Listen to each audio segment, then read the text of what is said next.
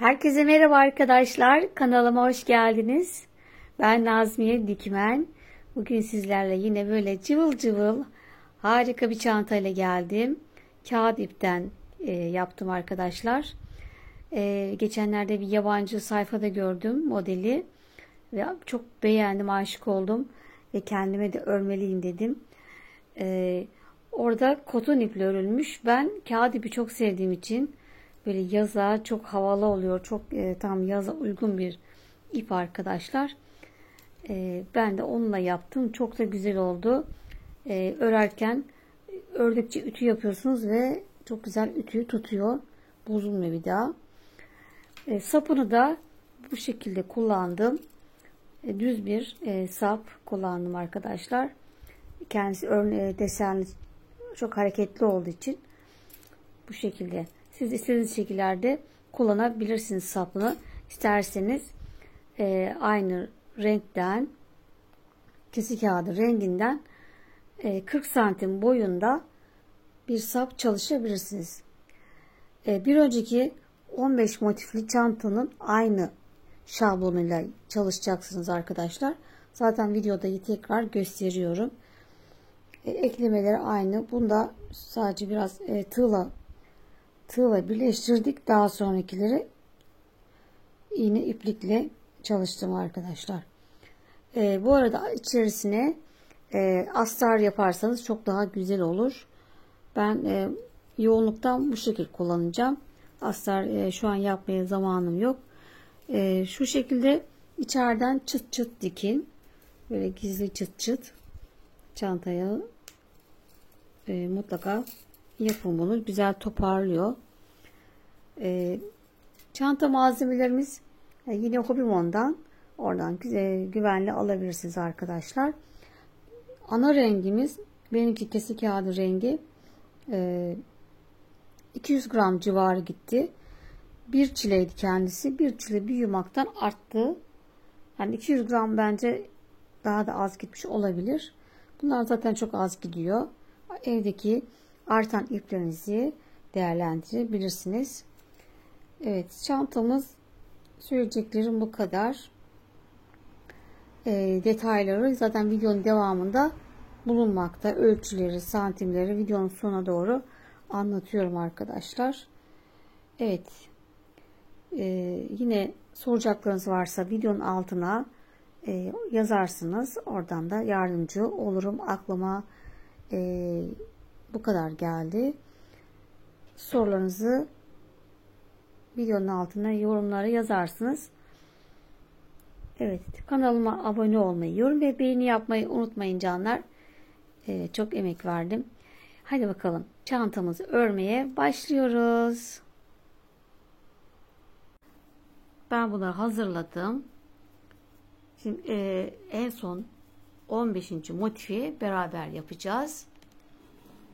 Yine toplam 14 tane, toplam 15 motiften oluşuyor çantamız. Bu sefer dediğim gibi kağıt ipten ve motif farklı olacak tabi desen olarak. Bu şekilde çalışacağız arkadaşlar. Evdeki artan kağıt iplerinizi değerlendirebilirsiniz. İstediğiniz evdeki renkleri bu şekilde uyarlayabilirsiniz. Şimdi ben 14 motifim yaptım. 15.yi beraber yapacağız. Ana rengimiz bu şekilde kesik kağıdı rengi dediğimiz renkten. Bu ne kadar gidiyor bilemeyeceğim şimdi. Bir çileydi bu. Bir çile artık 100 gram mıydı? 200 var mıydı bilemiyorum arkadaşlar. Çünkü bunlar birkaç tane almıştım. Karışık. Bu şekilde ana rengimiz. Bunları da evdeki iplerim. Bu bayağı eski bir ip. Bundan da birleştireceğim. Şimdi turuncuyla başlayalım. Bunlar zaten çok az gidiyor. Bu da yine bir çileydi. Bir çileden bakın ne kadar kaldı. Yani daha çok, yani az gidiyor yani. Ana rengimiz önemli olan. Ona fazla gidiyor. Bu da öyle, hepsi çok az gidiyor arkadaşlar. Evet, turuncuyla başlayacağız orta kısmını. Ben yani o şekilde renklerimi ayarladım. Sizler de farklı tonlarda gidebilirsiniz. Sarı olur, beyaz olur. Ne varsa elinizde. Evet. Kırmızı mesela. Sade kırmızı çalışabilirsiniz. Veya mavi tonları, turkuaz tonları, lacivertli. Çok hoş olur. Evet, hemen örgümüze başlıyoruz. Tığımda 5 numara 3 milim arkadaşlar. Şöyle çok çektim. Evet. Şimdi sihirli halka ile başlayacağız.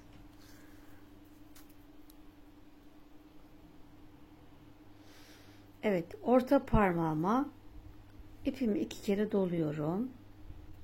1 2 kere doladım. Şuradan tutuyoruz. Tığımı içinden geçirdim. Ve bir zincirle bunu sabitledim. Şimdi sihirli halkamızın içerisine toplam 12 tane ikili trabzan yapacağız. Şimdi önce 1 2 3 tane zincir çekiyorum. Bunu 1 sayıyoruz. Tığım üstüne aldım ve sihirli halkamızın içine 2 defa da çıkıyorum. Tığım üstüne tekrar aldım. Yine boşluğumuza batıp 2 defa da çıkalım. 1 2. İşte bu zincirle beraber 3 tane oldu. Bunu toplam 12 tane yapalım. Kağıt örerken gayet rahat çalışın. Kendinizi sıkmadan, kasmadan, o zaman daha kolay oluyor arkadaşlar. Önceden yani 8 sene önce ilk kağıt denememde yani hiç örememiştim. Şimdi gayet rahat örüyorum. Kendimi gayet dediğim gibi rahat bırakıyorum örerken kasmadan. Ve kağıt ipte de bir işlem yapmıyorum. Yani yumuşatmak gibi, yıkamak gibi işlemler yapmıyoruz. O zaman dokusu kaybolur.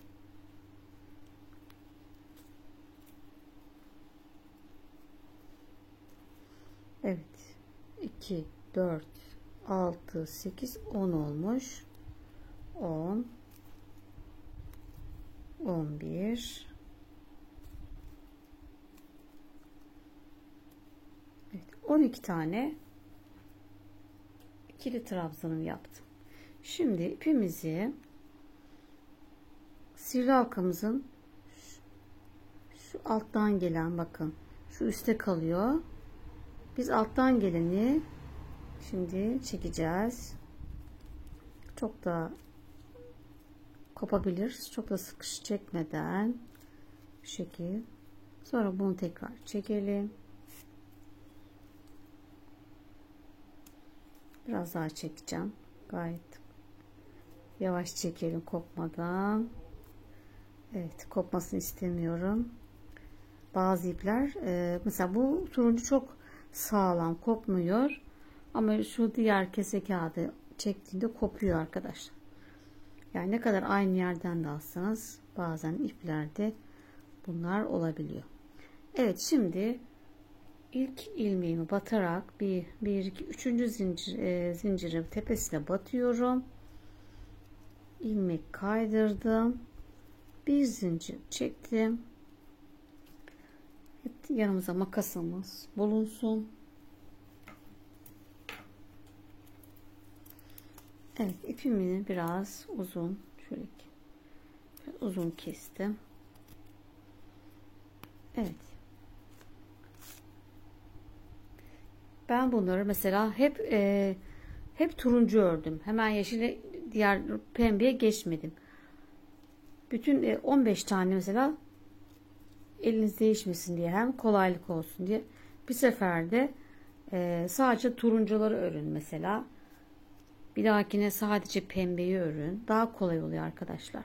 Şimdi turuncuyu hazırladım. Şimdi pembeye geçiyorum. Evet, pembe ipimizi biraz şöyle uzun bırakıp turuncuyu altına koydum. İsterseniz isteyenler bu şekilde ipi sabitleyerek de başlayabilir. Hemen şu boşluğa bu şekilde tekrar 2 zincir, bu şekilde başlayabilirsiniz. Ben şuradaki o kabalığı istemediğim için şöyle arkaya tutuyorum. Biraz uzun bırakıyorum ipi saklamak için. Arkaya tuttum. Hemen bu ilk başladığımız zincirle başladığımız yerin ve 2 trabzan ortasına batıyorum. Şu zincirin arasına değil, boşluğa batıyoruz. Şöyle ipi çekiyorum. Bir zincir yaptım. Şimdi şu arkadaki ipi tığın üstüne aldım. Bir, bu ikinci zincir ve 3 zincir yaptım. Buraya ipimi sabitledim. Burası bakın düğümsüz, daha narin oldu, daha güzel oldu. Şimdi tekrar tığımın üstüne aldım. Aynı boşluğun içine tekrar ikili trabzan. 1 2, bir zincir, tığın üstüne alıyorum. Sıradaki boşluğa batacağım. Şu ipi de arada şöyle tutup bunu da arada öreceğim. Tığın üstüne aldım. Yine bakın buradaki 2 ilmeğin ortasına batıyoruz. Tekrar ikili trabzan. Tığın üstüne aldım.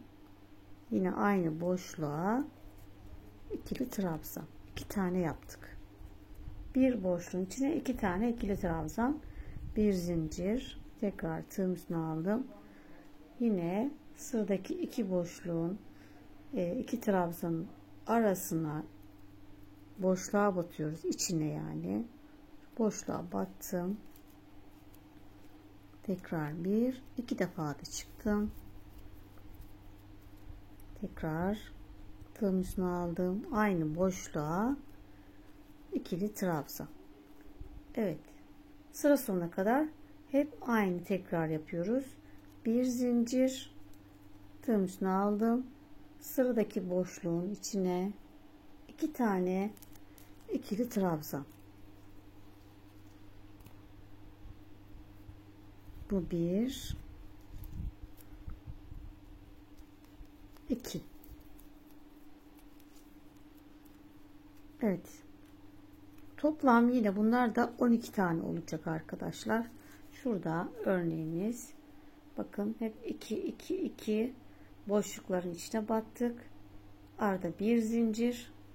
Toplam 12 tane. 2 4 6 8 10 ve 12 tane olacak arkadaşlar. Evet, toplam 12 tane trabzanlarımızı yaptık. Bir zincir ve ilk yaptığımız 3 zincir yapmıştık. Üçüncünün tepesine batıyoruz. İlmek kaydırdık. Bir zincir. Biraz yukarıdan kestik. Bunları da arada saklıyoruz. Arkamızda böyle diğer ipleri de arada yürüttüm. Ve her seferinde şöyle örgümüzü el ütüsü yapalım. Çekiştirelim, şöyle bir elimizle düzeltelim. Kağıt ip olduğu için dokusu nedeniyle kaba duruyor. Onu böyle elimizle düzeltiyoruz. Evet. Şuradan bir iki tane içeri ipimi alıyorum. Zaten bunları da içeride yeniden böyle daha iyi, arada gözükmez.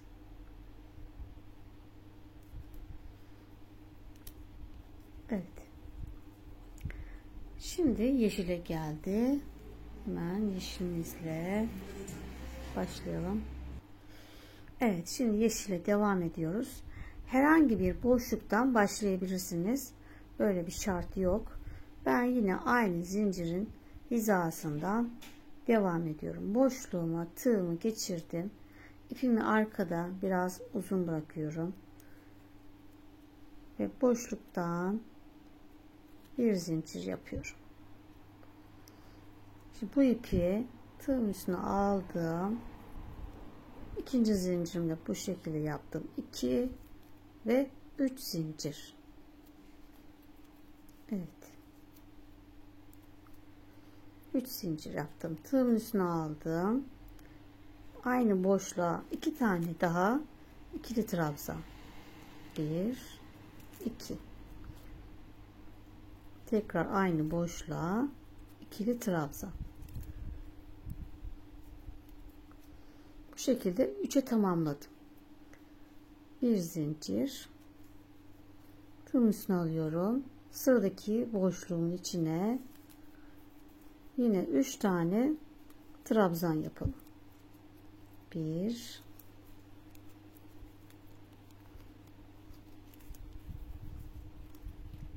2 3. Tekrar bir zincir. Sıradaki boşluğuma 3 tane trabzan. Evet, şu şekilde sıra sonuna kadar her boşluğun içine 3 tane ikili trabzan yapalım. Bunlar da yine toplam 12 tane olacak. Evet, yine toplam 12 tane trabzanlarımı yaptım. Yani her kutunun içine 3 tane 3 şeklinde toplam 12. Bir zincir çekiyorum.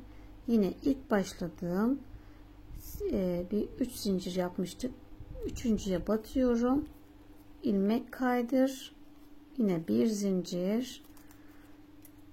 Biraz uzun bırakarak kesiyoruz. Evet, 3. sıramızı bitirdik. Yine el ütüsüyle şöyle gerdirerek örgülerimizi açıyoruz, esnetiyoruz. İp sert olduğu için kıvrılma yapıyor, açılamıyor. Biz de bunu elimizle böyle düzeltiyoruz. Şu ipi de şuradan aralardan geçirelim.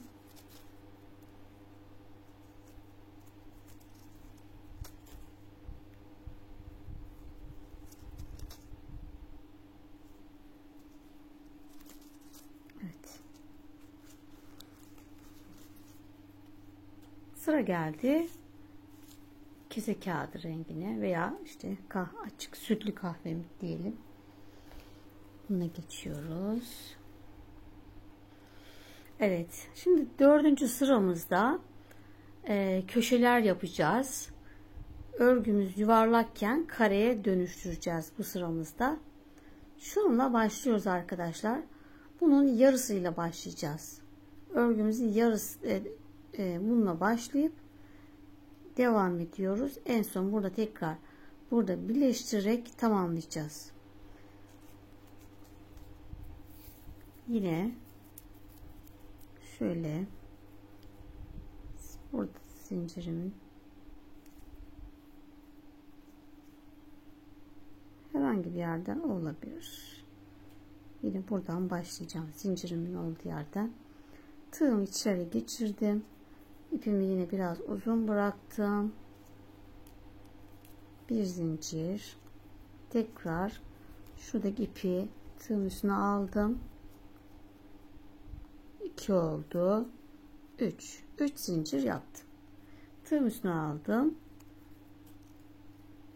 Boşluğumun içine 2 tane ikili trabzan. 1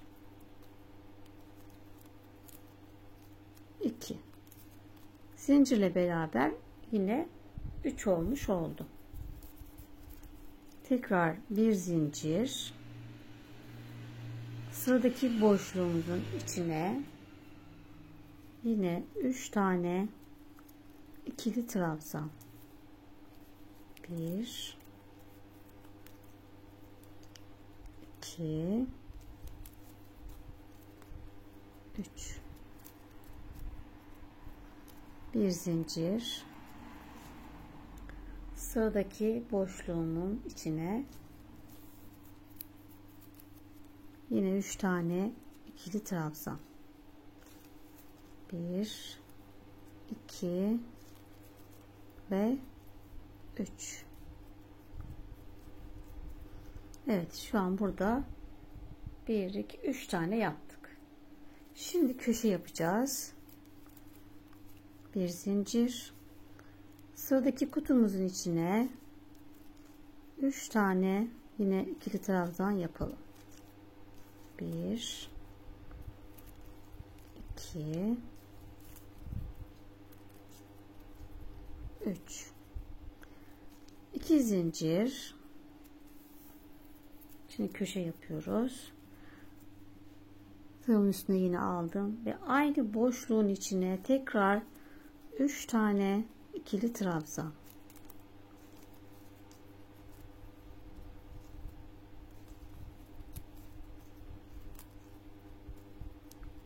Evet. Şunu alalım. Aynı renk olduğu için görünmüyor. O yüzden alt dekorumuzu aldık. Şimdi arkadaşlar gördüğünüz gibi buradaki zincirin içine bu şekilde V şeklinde yani yaptık. Köşeyi oluşturduk. Bir zincir, birinci köşemi yaptım. Şimdi tekrar kutunun içine, boşluğumuzun içine 3 tane ikili trabzan yapalım. 1 2 3 bir zincir, tekrar sıradaki boşluğa 3 tane ikili trabzan,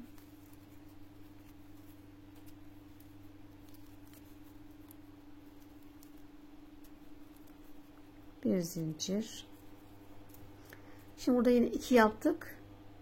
2'den sonra üçüncüye köşe yapacağız.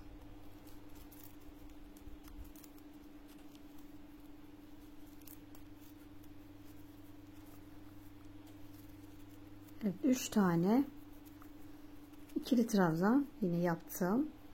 2 zincir, tığımın üstüne aldım. Yine aynı boşluğun içine 3 defa batıyoruz. 1 2 3. Yine ikinci köşemi yaptım. Tekrar 2 yapacağız. Şimdi aynısını bu tarafa da yine 2 boşluğa birer tane, üçüncüye yine köşe yapacağız. Evet, 2 boşluğumu doldurdum trabzanla. Şimdi üçüncü kutuma yine köşe yapıyoruz. 3 tane ikili trabzan yapıyorum. 2 zincir, tekrar aynı boşluğa 3 tane ikili trabzan.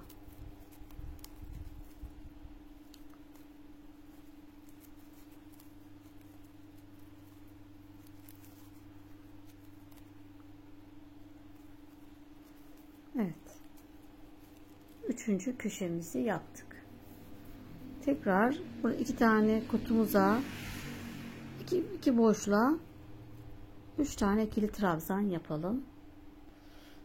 Evet, köşemizden sonra 2 tane boşluğa 3 tane trabzan yaptım. 2 yani 1 2 bir zincir, son tekrar yaptığımız kutunun ilk baştaki kutunun içine tekrar 3 tane ikili trabzan yaparak dördüncü köşemizi oluşturuyoruz. yarım olarak başladık ve en son tamamlayarak bitiriyoruz. Evet, 3 tane yaptım. 2 zincir, yine zincirimizin tepesine batıp ilmek kaydırdım. Şöyle tekrar önce örgümüzü açalım. El ütüsü yapalım. Şöyle kare şekil verelim. Evet. Düzelttik. Şimdi son sıramızı yapacağız.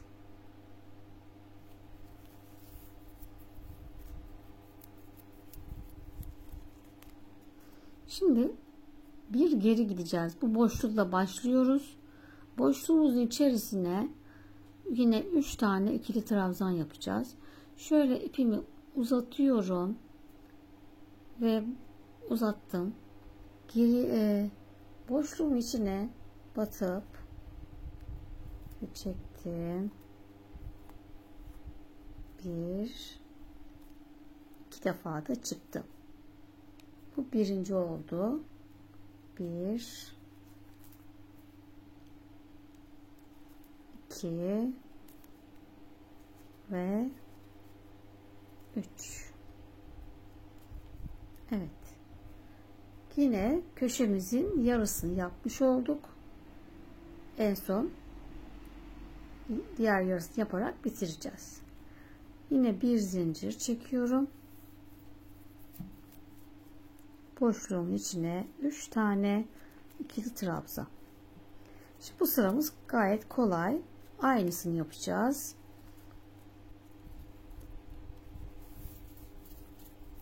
Köşelerimiz artık oluştu. Bir zincir, boşluğun içine yine 3 tane ikili trabzan.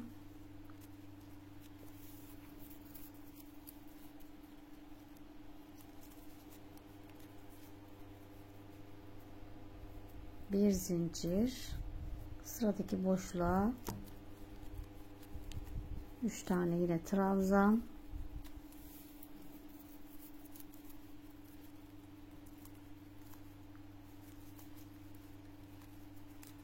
Ben gayet rahat çalışıyorum, sıkmadan elimi. Evet, 3 tane yaptık. Sıra köşeye geldi. Bir zincir, yine bu köşemize aynısını yapacağız. 2 tane, yani 2 V şeklinde 3 tane trabzan yapıyorum.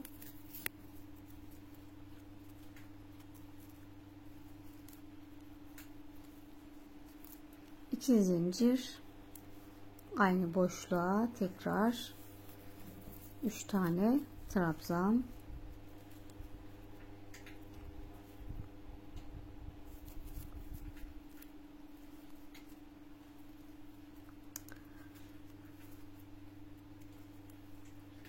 Tekrar 1 2 3. Evet,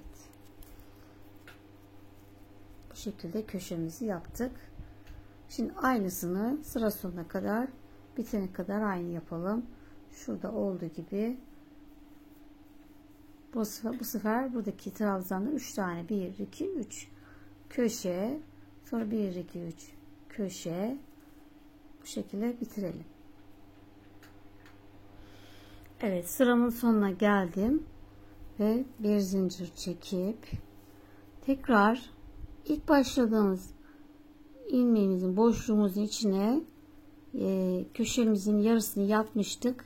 Yarısını da burada yaparak tamamlıyoruz. 4. köşemizi ve 2 zincir çekip birleştirelim.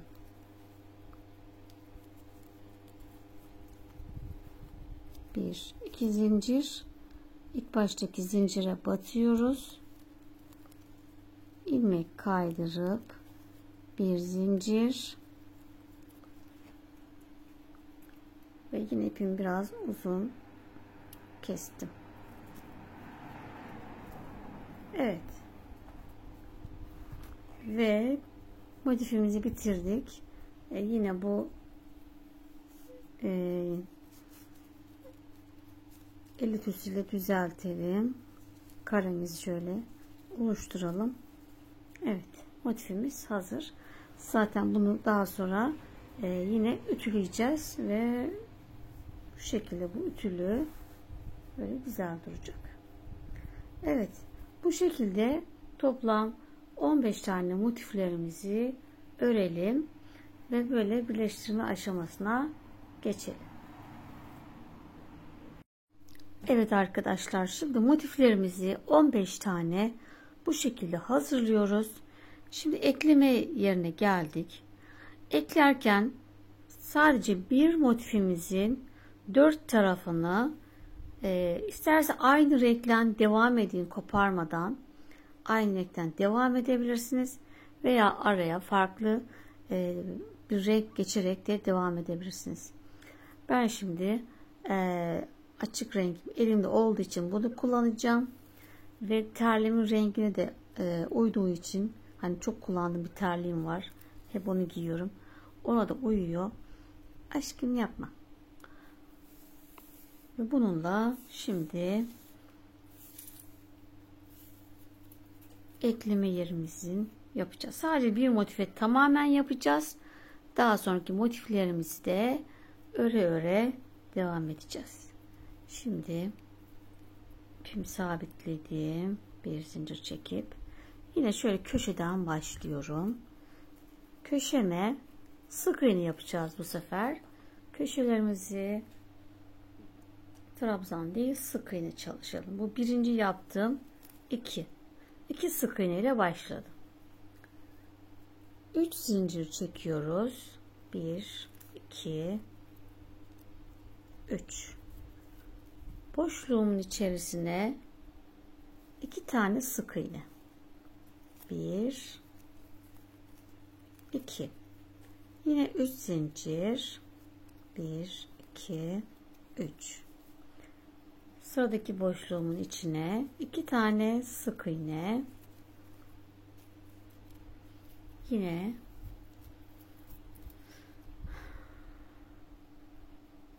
3 zincir. Evet, sıradaki boşluğuma 2 tane sık iğne. 1 2 3 zincir. Sıradaki boşluğuma 2 sık iğne batıyorum. 3 zincir. Köşeye geldik. Şimdi köşemizin içine 4 tane yapıyoruz. 1 2 3 ve 4.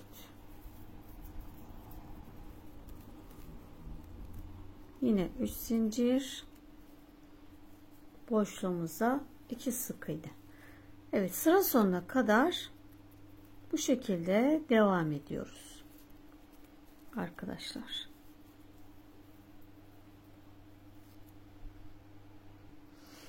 Evet arkadaşlar, şimdi ilk motifimizin 4 tarafını sık iğne olarak ördük. Sık iğne, 3 zincir sık iğne şeklinde tamamladık. Şimdi bundan sonraki parçalarımızı da ekleye ekleye gideceğiz. Bu ilk motifimizdi. Hemen şuradan ikinci motifimizin karşısına şu şekilde ekleyeceğiz. Bunun için yine aynı şekilde başladım. 1-2 köşeyi ördüm. Üçüncü köşemde şimdi burayı ekleyeceğim diğer motifimle. En son köşemde 2 sık iğne yaptım. Burayı 4 yapmıştık biliyorsunuz. 4 şimdi 2 tane yaptım. Hemen karşıya gidiyorum. İkinciye batıyorum. 4'ün yarısı 2. Buraya batarak ilmek kaydırdım. Buraya yine 2 tane sık iğne yapıyorum. 4'e tamamladım. Evet, burayı birleştirdik ikisini. 3 zincir çekelim. 1 2, hatta 2 zincir çekelim. ekleme yapacağız şimdi yine. Şöyle yaklaştıralım. Hadi şöyle yapalım. Bir zincir çektim. Şöyle biraz ipimi rahat çekiyorum. Şimdi diğer karşımızdaki 3 zincirin arasından girdim. Bu ipi bu tarafa çekiyorum. Bol bıraktım biliyorsunuz. Şimdi yine bir zincir çekiyorum. Boşluğuma batıp 2 tane sık iğne. 1 2 sık iğne. Bu şekilde burayı birleştirdik. Tekrar bir zincir çektim. İpimi biraz uzun bırakıyorum. Rahat yapıyoruz. Yine 3 zincirin arasından tığımı geçiriyorum. Bu ipi biraz uzatmıştık. Geçirdim, içinden geçirdim. Bir zincir. Yine boşluğumun içine 2 sık iğne.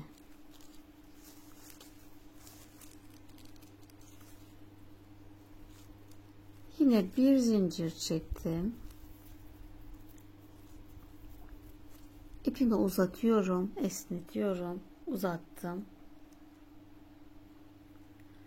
Yine sıradaki 3 zincirin arasından tığımı geçirdim. Bu ipi bu tarafa aldım. Bakın bol bırakıyorum. Bir zincir, tekrar boşluğumun içine 2 tane sık iğne.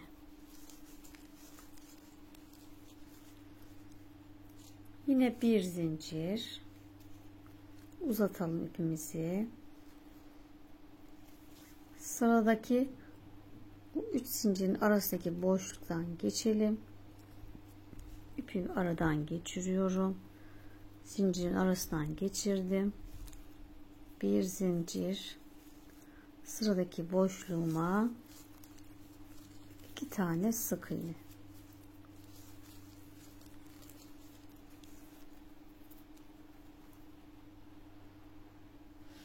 Evet, yine bir zincir, ipimizi uzatalım. Sıradaki 3 zincirimin arasından geçiyorum. İpi bu tarafa aldım. Bir zincir, sıkışıyorum diyorum, gayet rahat çalışıyorum ve buradaki boşluğumun köşeye geldik. Köşemin içine 2 tane sık iğne yapıyorum. 1 2. Karşıdaki yine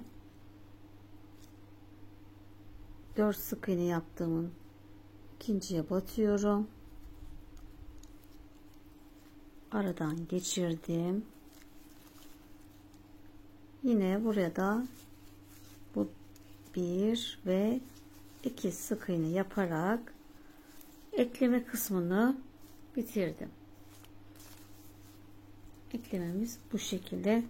Elimize de şöyle esnetelim. Sıkış yaparsanız çok gergin olur. Bu yüzden rahat çalışmaya çalışın arkadaşlar. Evet, eklememiz şöyle açtığımda elimle bu şekilde arkadaşlar örerek, dantel yapanlar çok iyi bilir. Zorlanmazlar. Şimdi sırası buraya kadar da yine aynı şekilde sıranın sonuna kadar yok, öyle yapmıyoruz.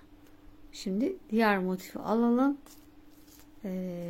Şimdi size şablonumu getireyim. Oradan bakalım. Evet, şablonumuz bu şekilde arkadaşlar. Eğer bir önceki mumlu ipteki motifli çantayı yaptıysanız aynısı zaten. Onu hiç o videoyu görmeyip de yeniden yapacaksınız. Buradan tekrar anlatalım. Bu şekilde ekran görüntüsü alabilirsiniz. Şöyle biraz bekleteyim. Burada 15 tane motifimiz var. Şu kare kutucuklar bizim ördüğümüz motifler. Bu şekilde yerleştireceğiz. Daha sonra yeniden şekil verip yanlarını dikeceğiz. Şimdi biz ne yaptık? Şu iki motifi yapmış olduk. Bakın 1 2 yaptık. Şimdi şu yandakini yapacağız. Hemen onu devam edelim.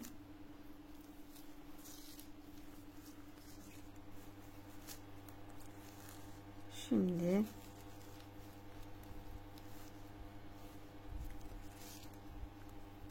bu tarafa doğru da bunu ekleyeceğiz. Hemen aynısını yapalım.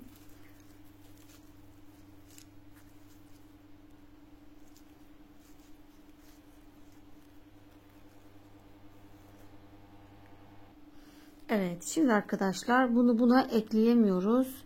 Şöyle bir baktım çünkü bu karşısının krem rengli olması gerekiyordu. Buna karşı ekleyebilmem için. O yüzden ne yapacağım? İşte buradan devam edeceğim. Burayı krem rengiyle kapatıp daha sonra bunu buna ekleyeceğim. Mecbur öyle. Diktiğimiz gibi olmuyor maalesef. Şimdi 2 yapmıştım. 2 tane sık iğne daha yapıyorum. Şimdi burayı normal bitireceğim. 1, 2, 3 zincir. Kutumun içine 2 sık iğne. Şimdi ben ilk ördüğüm için yapa yapa kavruyorum. Yine 2 sık iğne. Evet arkadaşlar, şimdi 3. motifimi ekleyeceğim. 3.'yü de yine aynı şekilde 2 köşesini ördüm. Aynı 2 ile başladım. Köşemi de 2 tanesini yaptım. Buradan şimdi ekleyeceğim. 1, 2, 3.'ye şu şekilde düz bir şekilde ekliyorum. 2 sık iğne yapmıştım. Karşıya tam ikincinin içine batıyorum.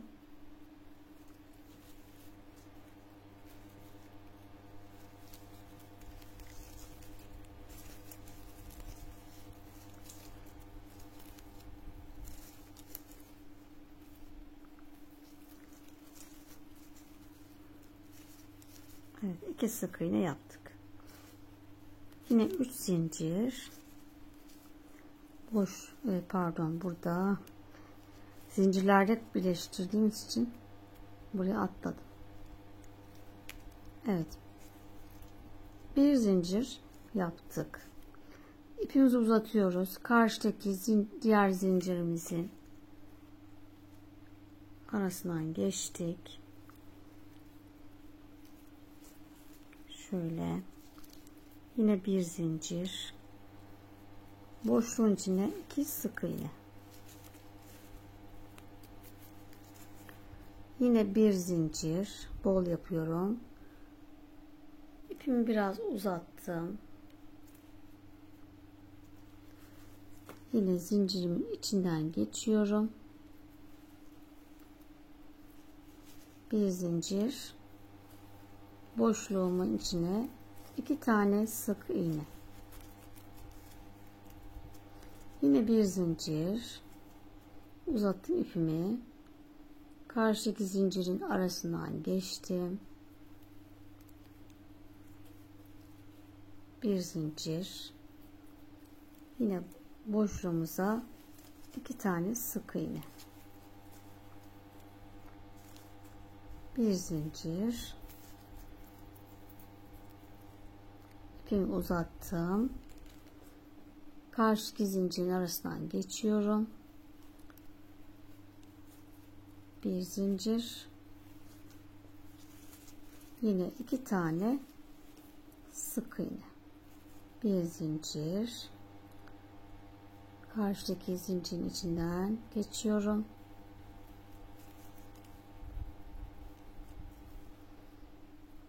Ve köşemizin içine 2 tane sık iğne ve karşıya yine ortaya batıyorum. İlmek kaydırdım. Yine bu kutunun içine 2 tane sık iğne köşemize. Evet. Bu şekilde yaptık. Daha sonra bunları ütüleyeceğiz. Ütülediğimizde bunlar düzeliyor arkadaşlar. ipin dokusu nedeniyle böyle. Şimdi bu sıramızı da aynı devam edelim ve ipimizi burada 2 sık iğne yaptıktan sonra ilmek kaydırıp koparalım. Evet arkadaşlar, üçüncüyü de bitirdim ve ütümü tersinden ütüledim geldim. Gördüğünüz gibi düzgün oluyor. Yani bu kabalıklar düzeliyorlar.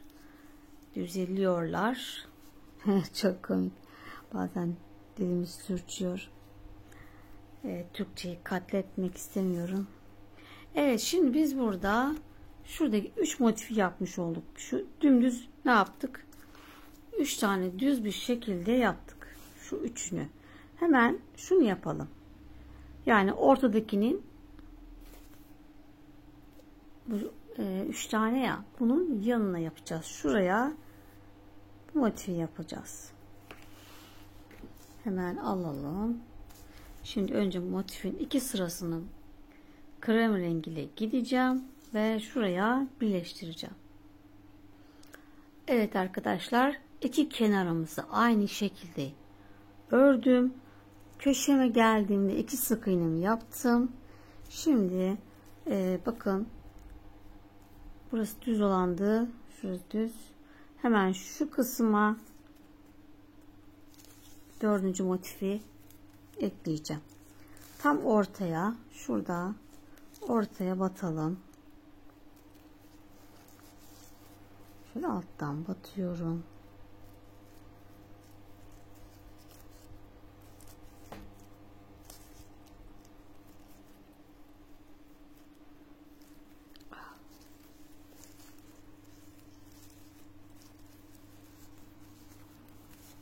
Evet, ilmek kaydırdım. İçerisine 2 tane sık iğne yapıyorum. 1 ve 2. Orta kısmımızı birleştirdik. Şimdi zincire geldi. Bir zincir çektim. Bol çekiyorum ve ipimi uzattım. Karşıki zincirimin arasından geçtim ve bu tarafa aldım. Bir zincir. Yine boşluğuma 2 tane sık iğne.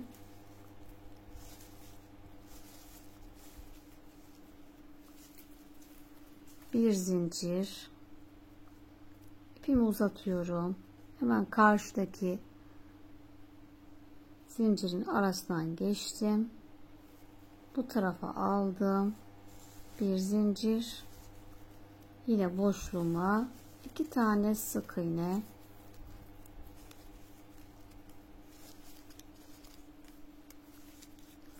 Bir zincir. İpimi uzattım. Yine karşısındaki zincirin arasından geçiyorum. Bir zincir. Boşluğumuza 2 sık iğne. Bir zincir. Sıkış yapmıyorum, bakın rahat. Yine zincirin arasından geçiyorum. Bir zincir.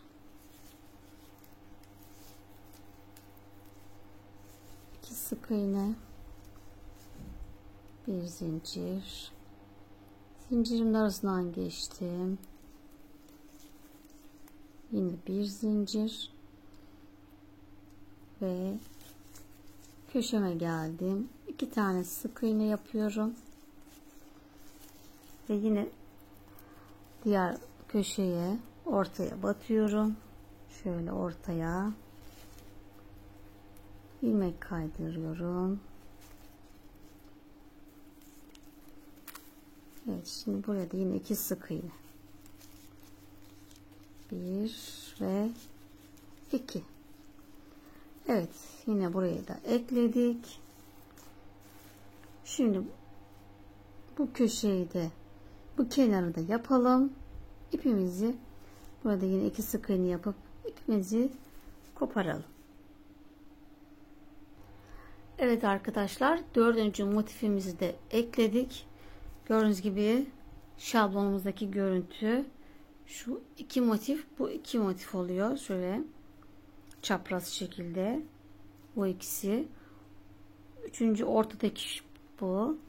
Şimdi yanındaki bu. Şimdi ne yapıyoruz? Bunu karşısına hemen şuraya, buraya ekliyoruz. Daha sonra ortaya şeklinde ekleme şeklimiz ortaya çıktı arkadaşlar. Bu şablonu takip edeceksiniz. Birebir aynısını çok kolay bir şekilde daha sonra hepsini yaptıktan sonra şöyle katlayarak çantamızın şekli ortaya çıkacak. Şimdi şu kenarı ekleyeceğiz. Yine motifimizi alalım. İki kenarını krem rengiyle örelim. Üçüncüyü de buraya böyle ekleyelim. Bakın bundan sonra yine krem çevresini yaptıktan sonra bunu ekleyeceğiz. Bakın şöyle. Yaptıkça nasıl güzelleşiyor. Evet. 5. motifimizi yaptım. Şimdi 6.dayız. 6. motifi şu araya yapacağız arkadaşlar. Şablonumuzda da biz şimdi 1, 2, 3, 4, 5 şuradaki alanı yaptık. Sıra geldi. Bu 6. motifimiz burası. Bunu yapacağız. Burada 2 tane kenarı ekleyeceğiz. Şimdi bir tane kenarı yaptım. Şöyle çevirelim. Yani burası da olur da şimdi ben böyle devam ediyorum. Orası da burası aynı olabilir. Fark etmiyor. Şimdi burada en son şöyle 2 sık iğne ile yaptım. Köşemi hemen karşıdaki ilmeğimizin ortasına batıyorum. Şu alttan girip battım. İlmek kaydırıp birleştirdik. Şimdi buranın içine yine 2 tane sık iğne yapıyoruz. Bir zincir, ipimi uzattım. Hemen karşısına gelen zincirimiz buradaydı. Şu ipi de saklamayı unuttum. Şimdi aradan giriyorum. İpimi de şöyle uzatalım. Bir zincir. Yine boşluğun içine 2 sık iğne. Evet, burayı artık tek tek söylemeyeyim. Aynı şekilde buraya kadar aynı yapalım. Evet, birinci kenarımı yaptım. 2 motifi ekledim. Şimdi köşedeyiz. 3 tane eklemiştik. Yine bu tam ortaya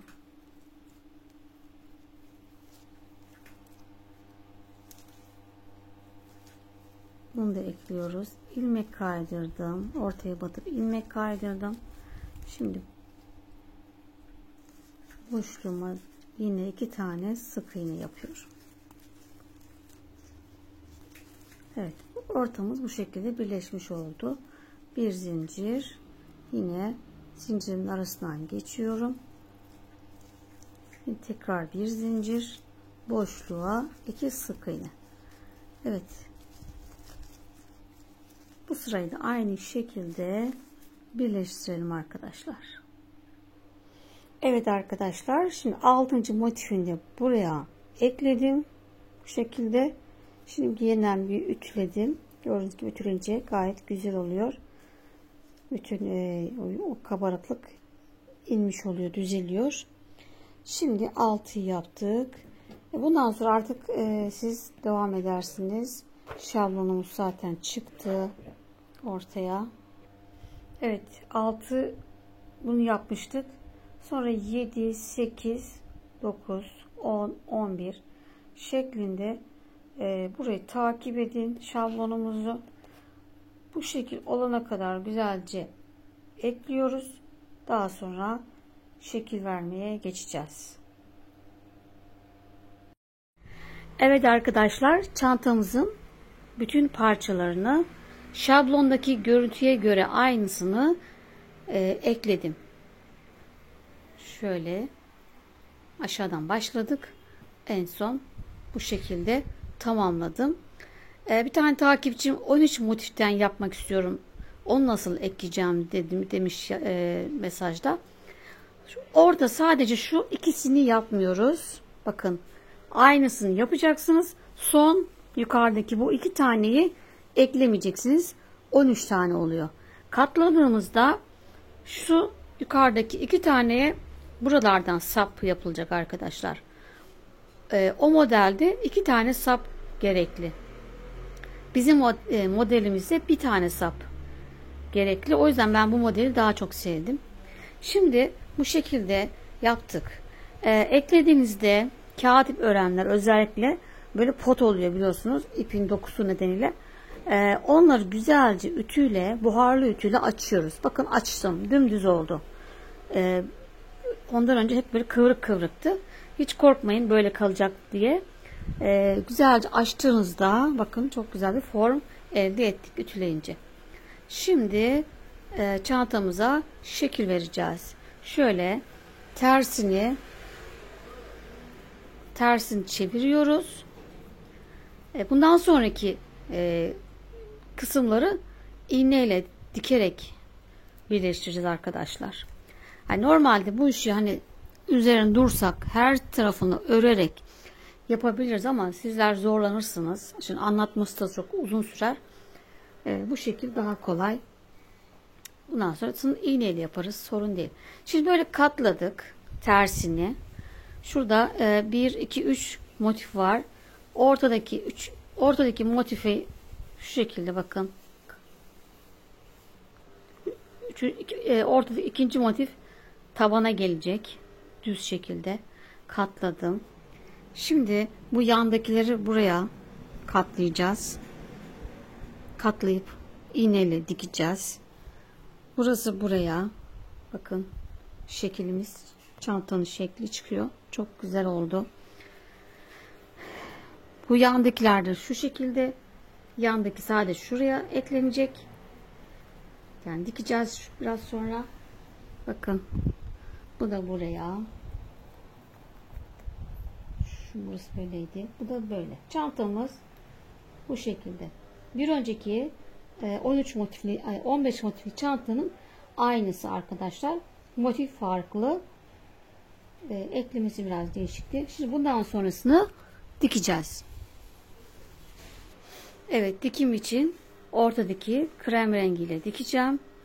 Ucu küt iğneme taktım ve şu uçtan başlıyorum. Bakın böyle şekil vermiştik. Zaten yerleri belli. Bütün bu parçalarımızı kapatacağız, dikeceğiz. Şu aşağıdan şuradan başlıyorum. Alttan giriyorum. Düğümüm içeride kalacak. Düğüm attığım kısım. Evet, şimdi buradan karşılıklı gelecek şekilde dikeceğim.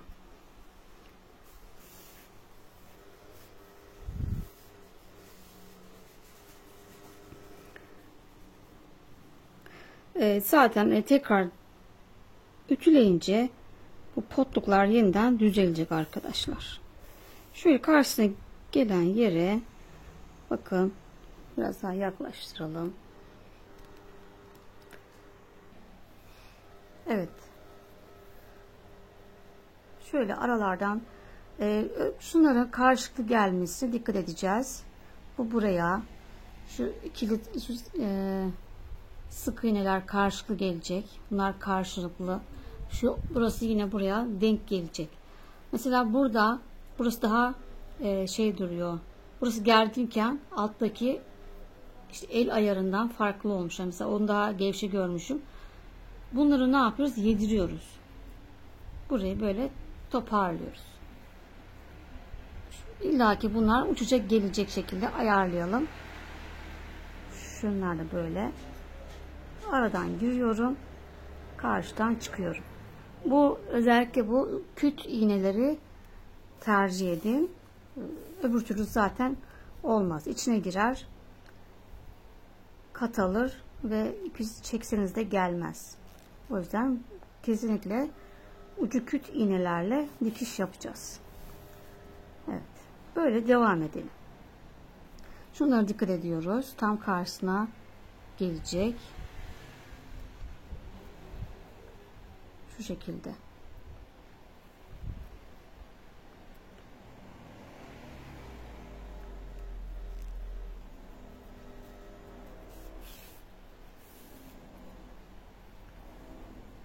Sık iğneler birbirine bakacak.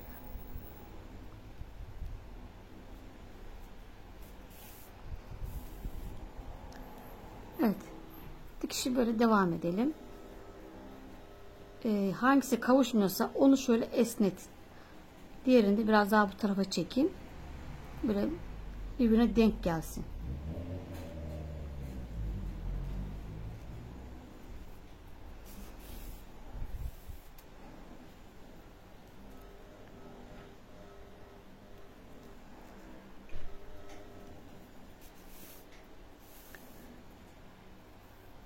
Evet arkadaşlar, bu şekilde bakın, buradan sonra şöyle katlayıp buraya devam edeceğim. Buradan buraya, buradan da en son buraya. Yani şöyle bir zikzak çizeceğiz arkadaşlar. Hadi kolay gelsin bakalım bize. Evet arkadaşlar, çantamızın dikim aşamasında böylece bitirmiş olduk. Güzelce ütüsünü de yaptım. Gördüğünüz gibi çok daha güzel oldu. Ben de ilk defa örüyorum. Yabancı bir sayfadan resmini gördüm. Çok beğendim. Benim de olmalı dedim. Ve tam da istediğim gibi oldu. Orada koton iple örülmüş. Ben kağıt ipi çok seviyorum yaz için. Size de tavsiye ederim. Çok havalı, çok hoş oldu.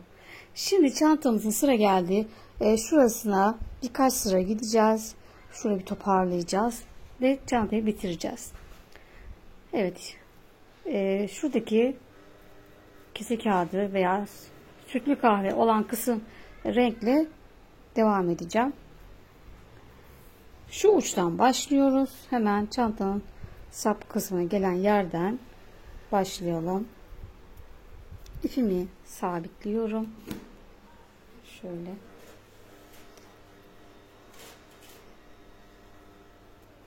Evet, ipimizi sabitledik. Şimdi en uç noktadan şöyle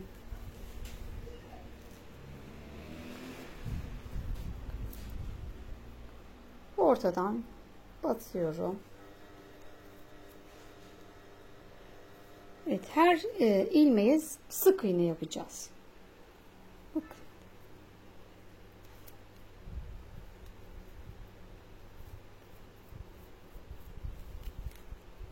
Zincirlerin şöyle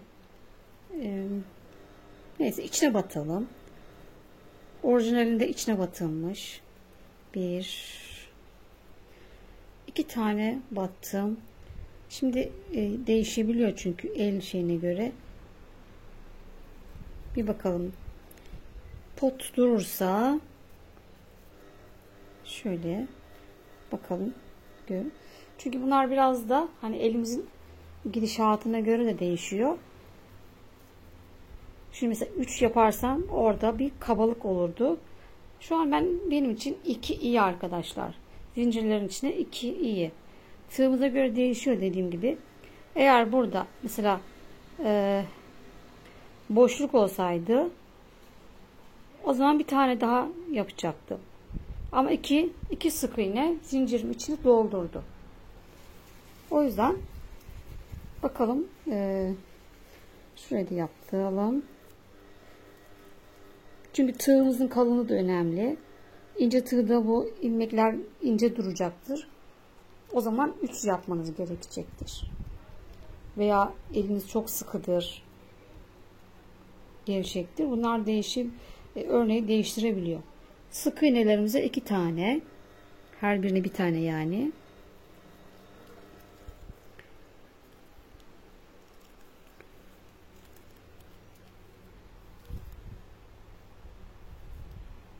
Boşluğa 2. Bakın burada bir boşluk oldu.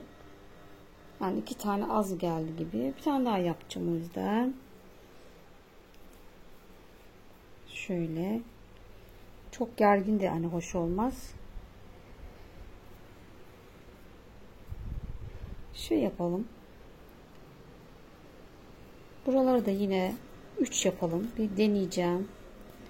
Çünkü ben ilk görüyorum. 1 2 3 sık iğne yaptım. Zincirin içine sık iğnelere 2 tane. Boşluğun içine yine 3 tane.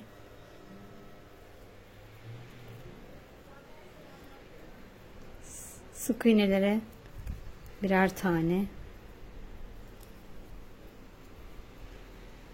Boşluğa 3 tane. 3 zincir olduğu için sanırım böyle daha iyi olacak. Çünkü çok gergin de hoş olmaz. Bakın daha güzel oldu. Salık oldu. 3'er doldurmak. Şöyle. İşte aşağıya kadar aynı devam edelim. Şu arka ön ortamıza gelene kadar, ön ortaya kadar örgülerimizin içini dolduralım. Evet, ön ortaya gelene kadar aynısını tekrar yaptım. Ön ortamızdaki buradaki sık iğnelerimizi hepsini bir ilmeği alıp bir toparlayacağız arkadaşlar. Burada kaç tane varsa şu an 1 2 3, şuraya batarsam 4 5 6 taneye batacağım. Gördüğüm bütün boşluklara batacağım arkadaşlar. Artık size nasıl denk geldiyse 1 2 3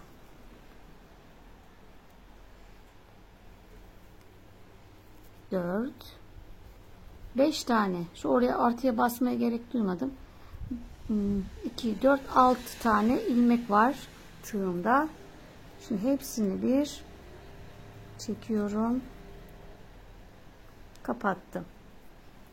Buraya bir zincir. Ortayı toparladık. Şu normal yeniden devam ediyorum. Zincirim içinde yine 3 sık iğne.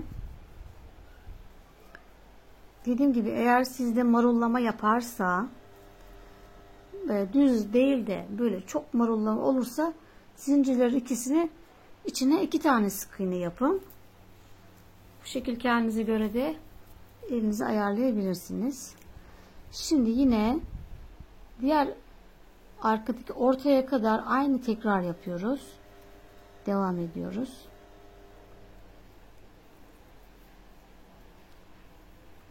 Buraları sıkış yapmaya çalışıyorum. Potluk yapmasın diye.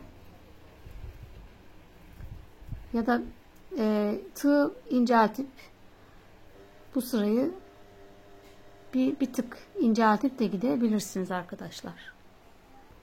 Evet, çantamın yine dolandım. Arka ortaya geldim. Şimdi burayı toparlayacağız. Hemen burada 2 tane sık iğnem var. Burada 2, bir de şu boşluğa batacağım. 5 batıp çıkıp bekletiyoruz. Yanındakine batıp çıktık.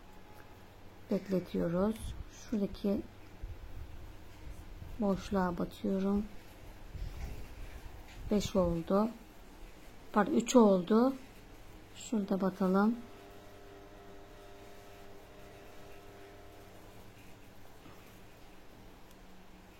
Dört ve 5. 5 tane battım. Şuradaki ilk baştaki 6 ilmeğim var. Hepsini bir kapatıyoruz. Bir zincir. Evet, böyle toparladık. Şimdi yeniden devam ediyoruz. Zincirlerin arasına 3 sık iğne.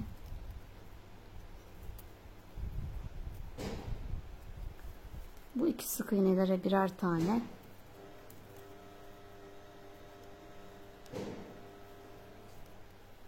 Evet, böyle devam edelim.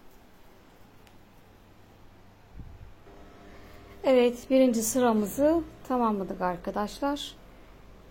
Şimdi ilk baştakine batıyoruz. İlmek kaydıralım. Bir zincir çekip yukarıya çıkacağım. Şimdi yine her ilmeğe bir tane sık iğne yapalım.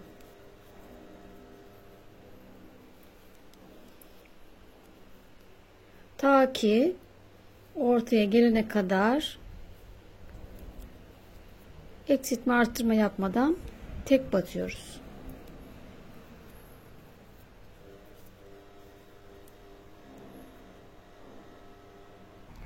Evet, ön ortamıza gelene kadar ilmeklerimize tek battık arkadaşlar. Şimdi ön ortadayız. 2 buradan, 2 buradan ilmeği alıp dördünü bir kapatacağız. Son 2 taneyi bırakıyorum. Şu ortayı saymıyoruz. Ortayı direkt geçeceğiz. Potluk olmasın diye.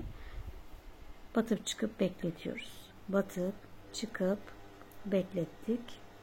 2. Şu bu taraftan 2 sık iğne yine. 1. Buradan da 2. 4 tane batıp çıktık. Bir de ilmeğimizde bir tane vardı. 5. Şimdi hepsini bir içinden geçiyoruz. Sıkış yaptım. Ve bir zincirle kapattık. Burayı toparladık. Şimdi yine arkadaki ortaya kadar aynı şekilde her ilmeğe bir tane batalım. Yine arka ortayı da çantamızın diğer arka tarafında aynı 4 sık iğne ile bu şekilde toparlayıp ikinci sıramızı bitireceğiz. Evet.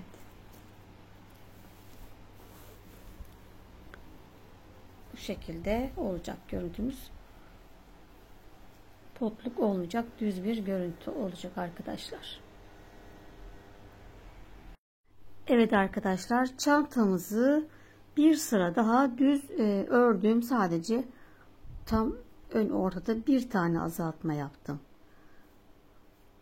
Daha öncekinde 4 yapmıştım. Burada bir tane, bir buradan aldım, bir buradan, 2 ilmeği bir topladım ve 3 sıra örmüş oldum arkadaşlar. Bunu daha da arttırabilirsiniz. 3, 4, 5 sıra daha da örebilirsiniz. Kağıt ip olduğu için bu kadar yeterli bence. Ve böyle kotonlarla örerseniz biraz daha da örebilirsiniz. Şimdi son sıramda ilmek kaydırıyorum.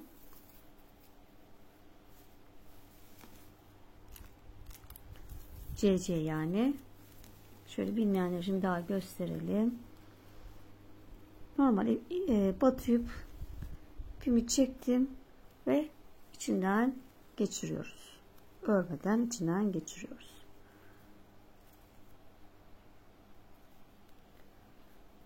İlmeğimizi batıp çekip içinden geçirdim. İlmek kaydırıyoruz yani. Batıp içinden geçiriyoruz.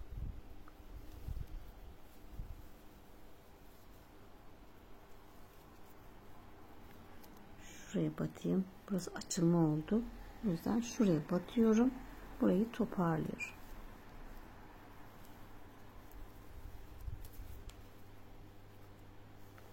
Evet, çantamızın sonuna kadar sadece bu şekilde ilmek kaydıracağız. Hem güzel görünür hem de toplamış olur. Evet. Bu şekilde yapmaya devam edelim ilmek kaydırmamızı. Evet arkadaşlar, motifli çantamızı burada bitirmiş olduk. Ben tekrar güzel bir ütü yaptım. Ütü yaptığınız zaman gördüğünüz gibi böyle muntazam bir şekilde alıyor. Hiç düzelmez sanmayın. Gördüğünüz gibi yamuk olan yerleri bile düzeltmiş olduk. Şimdi isteyenler aynı iple sapını yapabilirler. Ben yine hazır bir sap kullanacağım. Hem çok böyle çantaya da ayrı bir hava katıyor bu hazır saplar. Şimdi çantamız böyle desenli, renkli olduğu için sapını da sade, böyle dora renkli bir sap takacağım arkadaşlar. Sapın böyle kendinden böyle hazır takma yerleri böyle açılıyor burası ve çantanıza rahatlıkla şuradan bir yerden içeriden geçirerek takabiliyorsunuz. İsterseniz örebilirsiniz. Dediğim gibi 10 tane zincir çekip trabzan veya sık iğne şeklinde örebilirsiniz. Şu çantamızı şöyle bir de tekrar bir ölçelim. Bundan bir önceki yine aynı 15 motifli çantamızla neredeyse çok yakın oldu. Evet, bu 30 santim. O da 30 santimdi. Şuradaki yerimiz 30. Burası da neredeyse 40 santim civarı. 38 santimde burası oldu arkadaşlar. Şimdi ya önceki çantamızda hatırlayalım. O da böyle hardal sarısıydı. Mumlu iple örmüştüm. Bu da çok güzel oldu. Bunu da düz bir renk olduğu için askısında böyle renkli takmıştım. Ve bu da çok taktığınızda çok havalı, güzel duruyor. Özellikle bu hardal sarısı her rengi de uyabilecek bir renk arkadaşlar. Evet, çantamın sapını da taktım arkadaşlar. Gördüğünüz gibi çok da şık oldu. Kesinlikle bu modelden yapmalısınız. Ben zaten kendime yaptım. Çok modeli gördüm, aşık oldum. Yani tabii ki herkesin tarzı farklı tabii. Ben çok sevdim. Umarım sizler de sevmişsinizdir. Neredeyse işte 150-200 gram ip gitti şu renkten arkadaşlar, ana rengimizden. Evet, videomuzun sonuna geldik. Tekrar hatırlatmak istiyorum. Kanalıma abone olmayı, yorum ve beğeni yapmayı unutmayın canlar. Çok emeğimiz var, yoruluyoruz. Sizler eminim ki beni de anlıyorsunuz. Kendinize iyi bakın. Tekrar yeni videolarda görüşmek üzere. Hoşça kalın.